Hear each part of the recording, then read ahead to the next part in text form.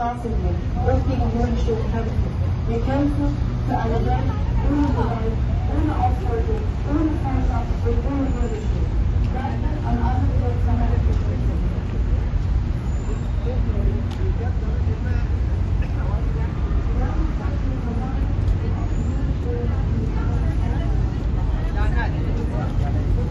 Selbstverständliche Aspekte, die hier in Deutschland normal sind im Iran verboten.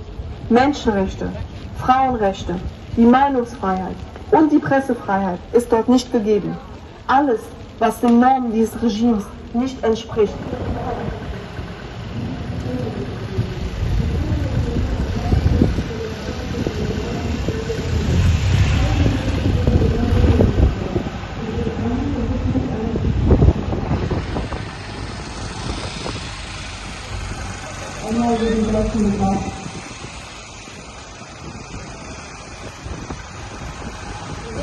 Dass hingerichtete Menschen als Trophäen durch ein Auto durch die Straße geschleift werden.